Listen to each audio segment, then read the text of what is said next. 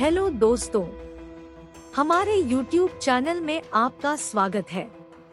कृपया वीडियो को लाइक करें और अधिक रोमांचक कहानियों के लिए हमारे चैनल एपिक स्टोरीज को सब्सक्राइब करें। तो चलिए शुरू करते हैं। शीर्षक: धोखे का जाल। भाग 10। एक नई सुबह। वैश्विक परिषद की भागीदारी उजागर होने के साथ दुनिया भर में सत्ता के गलियारों में बेचैनी की भावना फैल गई। आखिरकार सच्चाई सामने आ गई और जिन प्रभावशाली हस्तियों ने शहर के भाग्य में हेरफेर किया था, वे अब अपने कार्यों के परिणामों का सामना कर रहे थे। भ्रष्टाचार और धोखे के खिलाफ लड़ाई अथक थी, लेकिन जासूस सारा मिशेल, जॉन रेनॉल्ड्स और पत्रकार फ्रैंक वॉल्टर्स निडर थे। शहर के मध्य में अभूतपूर्व अनुपात का परीक्षण चल रहा था। संगठन और वैश्विक परिषद का हिस्सा रहे प्रमुख व्यक्तियों को एक एक करके न्याय के कटघरे में लाया गया। अदालत कक्ष उनके अपराधों की गूंज से भर गया था और दुनिया देख रही थी कि उनके कार्यों का बोझ उन पर पड़ रहा है। फैसले सुनाए जाने और सजा सुनाए जाने के बाद आखिरकार न्याय हुआ। प्रमुख हस्तियों को अपमानित किया गया, उनकी शक्ति और प्रभाव नष्ट हो गए। शहर की बिजली संरचना में आमूलचूल परिवर्तन आया और लोगों को क्षितिज पर आशा की किरण दिखाई दी।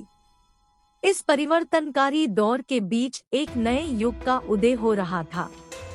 वर्षों के भ्रष्टाचार और धोखे से मिले घावों को ठीक करते हुए शहर ने खुद का पुनर्निर्माण करना शुरू कर दिया। सारा, जॉन और फ्रैंक को यह जानकर सांत्वना मिली कि न्याय के लिए उनकी निरंतर खोज ने यह सकारात्मक बदलाव लाया है। जैसे ही उन्होंने शहर की ओर देखा, उन्हें एक ऐसी जगह दिखाई दी जो अंततः छाया की पकड़ से मुक्त हो गई थी।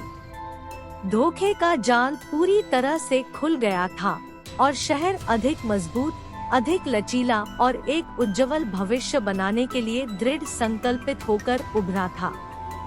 अंत में सत्य की खोज के लिए बड़ी कीमत चुकानी पड़ी, लेकिन इससे समापन और मुक्ति की भावना भी आई।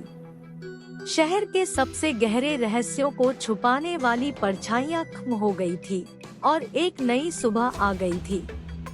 सारा, जॉन और फ्रैंक ने अपना काम जारी रखा, यह सुनिश्चित करते हुए कि शहर की रिकवरी कायम रहे।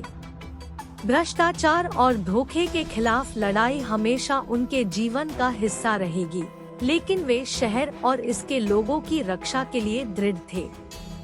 जैसे ही शहर में सूरज डूबा, बेहतर कल का वादा हवा में लटक गया। सच्चाई उजागर हो गई थी, न्याय की जीत हुई थी और शहर अंततः आजादी की सांस ले सका।